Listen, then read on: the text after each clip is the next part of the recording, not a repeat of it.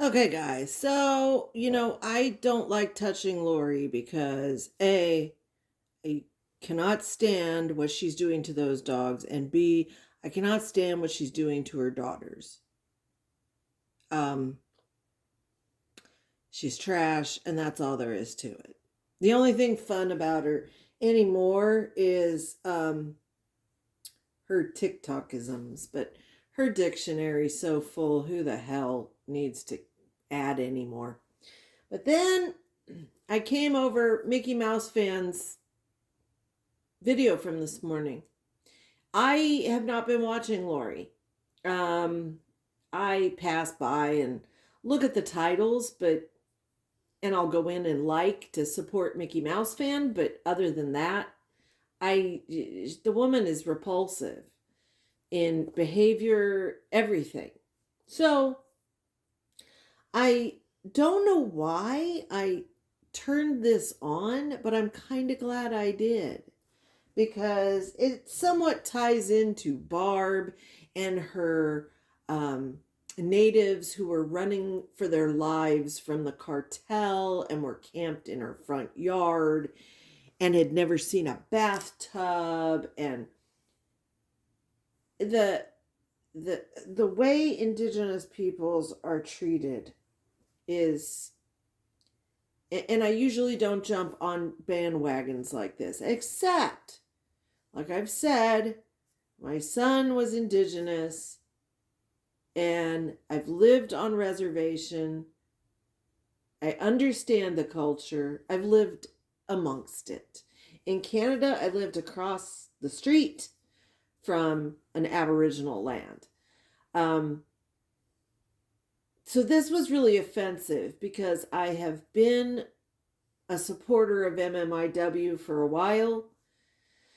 And Lori really stuck her foot in her mouth, apparently, and it's disgusting, but what else would we expect, right?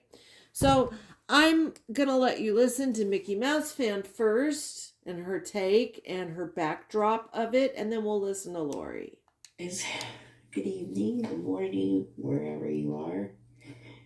So apparently, Lori is getting told about herself and this Emily Pike um, thing that she's doing. If y'all saw the video where Lori is coming out of the bathroom and she screams, Emily Pike, and then she starts busting out laughing. At the end of that laugh that she does, she says, I didn't mean to say it that loud. So it gives the impression that, oh, um, she was laughing because she didn't mean to say it that loud. Is kind of what I guess she was saying. Um, you know, there was nothing said, anything more about why she was laughing, right? Did anybody, any of you see this video or this clip or this live stream where she's coming out of the bathroom? Because I'd like to hear your take on what your impression of her laughing was. Not that it's appropriate in any respect when you say that girl's name, but I'd like to get other opinions too of what Lori did. So Lori has been doing a lot lately since that live that she did with Bankhead Baby, where they were supposed to be putting out awareness about Emily Pike and what happened. Who is Bankhead Baby? Is she indigenous?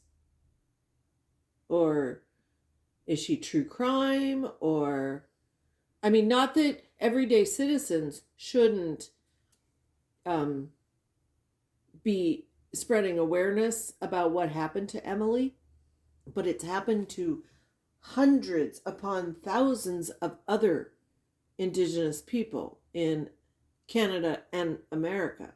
So why why are they jumping on this bandwagon now? That's my question. Is this just to get their names out there, to get more viewers, bigger numbers? Because there's been opportunity for them to speak, spread awareness of Indigenous victims for decades. Okay. At that time, Lori knew nothing about Emily Pike, who she was, what had happened, anything. Okay, if anybody in this audience does not know, Emily was a 14-year-old Apache girl from San Carlos Reservation in Arizona. And she was having behavioral problems at home. She was under the care of the tribal social services. Because they're a sovereign nation, they have their own governmental departments. So she was, not in custody of the First Nation, but she was, like her parental rights had been transferred to the tribe, and the tribe was attempting to help her, like I've explained before with Shani, when she tried to claim her boys were native. There's a thing called ICWA, the Indian Child Welfare Act, and native children, if they go into foster care, there must be an attempt made to find a native foster home. They must go to their own people before going, say, to a white or African American or Asian foster home. It's a federal law. And that's why it was obvious that Shani's children were not, because they went to an African American lady who later adopted them. So little Emily was under the care and, I hate saying property of, because they treat kids in all governments, sovereign or not, like chattel. I mean, they're essentially property. And so the tribe has rights over her, and she's in care on the reservation outside of her home. And they felt they did not have sufficient mental health treatment for her. There was in Mesa, 3 hours away to the west. So they transferred Emily off her own reservation into a specialized group home with girls, and she was getting mental health therapy there. And I believe there were 10 other girls in this home, 6 or 10. So what ends up happening is she talks to her cousins back home on the computer a lot and on her phone. And then on the computer, on social media, she had met a boy that was local to Mesa, and she had told her roommate that she wanted to hang out with this boy. She had met him while taking guitar lessons. And she also, her cousins divulged that she had talked to her cousins recently and had said, "I will see you soon." It's not uncommon for these group home kids to run away and go back to their reservation. And I know from firsthand experience, it is easy for kids to hide on the res. Friends and cousins are very important in that culture, no matter the tribe, but your friends, your cousins will hide you. Your auntie might not even know that you're in the house. Happened to my son. But Why she ran away, nobody knows. If it was to go home or if it was to meet this boy. My gut instinct is she was going back home to the reservation. So I don't know if it's, from what I've looked at and from the YouTuber true crime lady that I put on my community post this morning, both had the gut instinct that she was going home because of where she was found. Don't know who saw her, if it was CCTV, if it was a vehicle, someone in a car, a truck, but they saw her not far from the group home the night she left, and then she disappeared. And then some hikers found construction black bags, trash bags, and she had been dismembered and beaten severely. Her head and torso were in one bag, and then they found her legs in another bag. They have not yet found her arms and hands. Most likely because she fought back and has skin samples under her nails that could identify the killer. But where she was found was in a remote area halfway between Mesa and the reservation. So it kind of, you wonder if this is somebody who was giving her a ride back to the res and did something horrible. And where are her arms in her hands? Did this person drive off and deposit them somewhere else or bury them? Or, so many questions. The problem comes with agencies. So the group home reports her missing as a runaway, and the police register that, but nobody told her family. The tribe told her mother she was missing 1 week after she had been called in. And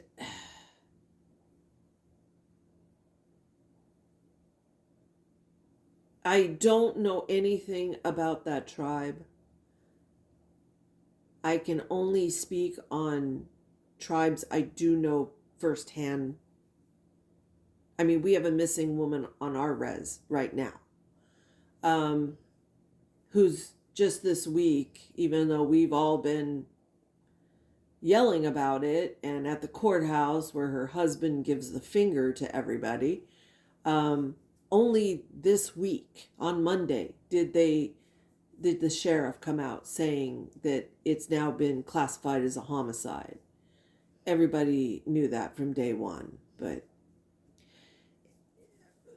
tribes don't always do things timely, and they let things sometimes slip through cracks. The tribe has yet to speak on our case, and this woman's been missing over a year, and she has 3 small children. So nonetheless, her mother was finally told, and search parties, of course, had gone out, but now the mother and the tribe were involved. So MMIW, missing and murdered Indian women, indigenous women, of all ages, children and adult women, has rallied on Emily's case. But that's not to say Emily is any different than any of the other missing indigenous people, male and female, of which there are, like I said, hundreds, if not thousands, if we count in Canada and Alaska, So that's the backstory on Emily, and back to Lori's reaction. And since then, she has been making these videos and, about indigenous people. And she even did a video, it has it on her page, where the girl is doing a dance and Lori is running around her room like she duets the TikTok video, right? And she's running around the room acting like she's doing the dance too. That is so disrespectful.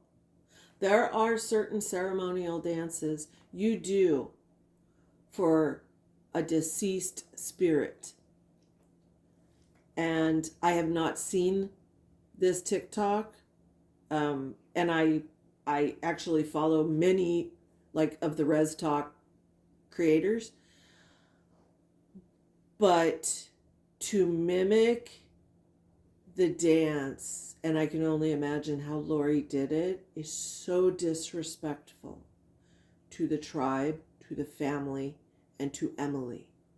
You don't mess with that. Oh.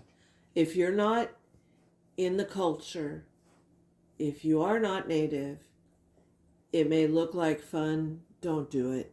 It has an absolutely sacred meaning. And if you disrespect that, it would be tantamount to somebody walking into, say, your church or your synagogue and making fun in the middle of a service of parishioners or of your minister or rabbi. You don't do that shit. Okay, so we're going, thank you, Mickey Mouse fan, for your lovely intro. Let's get to Lori.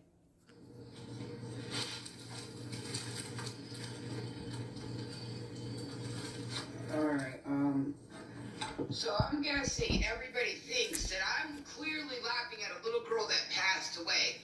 Too bad you ain't clocking my every fucking move on my phone to see the texts that are coming through. But if you want to think I was laughing at that little girl, you think that, okay? You please do. Continue to fucking think that. First off, why would that be your response? Wouldn't you say, I wasn't? I'm sorry. I'm sorry that you took it as that. Why would you come out saying what she said? Sure the fuck ain't gonna explain shit to you. I don't know how many times I gotta say this shit to you. The fuck? Absolutely, you can think that to the motherfucking utmost. If you feel I was laughing at that little girl, you think that. You think that, please do. I ain't mad. Shit, not sure I ain't losing sleep, but I'm gonna continue to say her motherfucking name. And if you don't like it, shut the fuck up and say it to my face. And tell me to shut the fuck up. You need to shut the fuck up. And if I was closer to you, I would step up into your face. Because cussing like you are is disrespecting this 14-year-old girl. Now, laugh at that, bitch. Fuck. Anyway, so you want to say her name really fucking loud. That's what you want to do. Real motherfucking loud. These motherfuckers is extra, boy. So what you need to do is take your ass in the shower and scrub that nasty ass crusty elbow right there. I mean, maybe the timing was a little, not good. I was clearly talking about something and I got a text, but that text was fucking on point, boy. Yeah, but I was not laughing at a little... Anyway, but again, you are entitled to believe I was fucking laughing at that little girl. Absolutely, I ain't mad at you. Go right the fuck ahead, think that, please do. I ain't God, no. I ain't God, no. That's all that fucking matters there. That is all... God don't like ugly or liars. And you have a very strange response to this. I think your local tribes should hear this clip. I don't think that anybody is saying that she was laughing at the little girl. But what happened is you're screaming her name and then laughing. Like, it gives the impression that it's funny screaming her name, which in turn makes it seem like the whole situation is, I don't know what to say. A joke. What the word would... I'll finish it for you, sweetie. Look. This is the last person MMIW needs as a spokesperson for Peru, Indiana, and it is the last person they need spreading awareness of their cause. Okay? Cussing up a storm, and I am not anti-cussing, but there is a time and a place for it. Speaking about a 14-year-old girl who was murdered and dismembered and cast away like garbage. This is not the time to be cussing. It is not the time to make fun of or do duets of a ceremonial dance. If you don't understand the culture, get educated. Go to your local tribe, get educated. Go to your local tribe and offer to volunteer to search for local women, local men. Participate in community events. But she knows nothing. She's jumping on a bandwagon as usual and just trying to get new viewers who don't know her and get ass pats. Oh, Lori, you're so great. You're going for a cause. She doesn't know jack shit. She's just doing it in the most shallow, disrespectful way.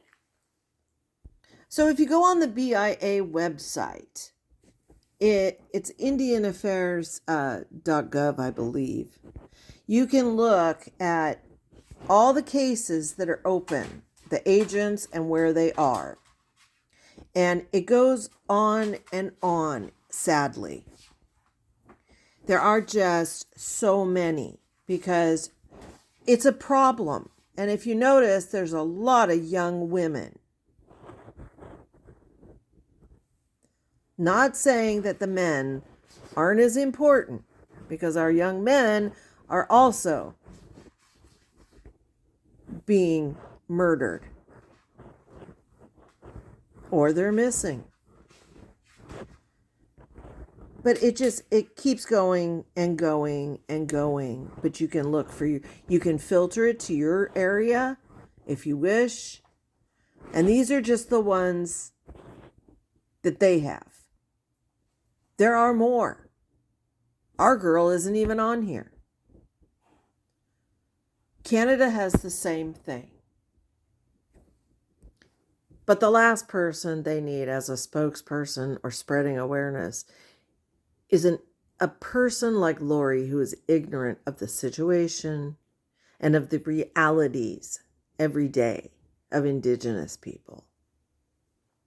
Thanks to Mickey Mouse Fan for catching this, and be sure to tell me if you saw what Lori did, what you felt, what your impression of her yelling and then laughing was, because I haven't seen it. I don't think I want to see it, but I'm sure I will.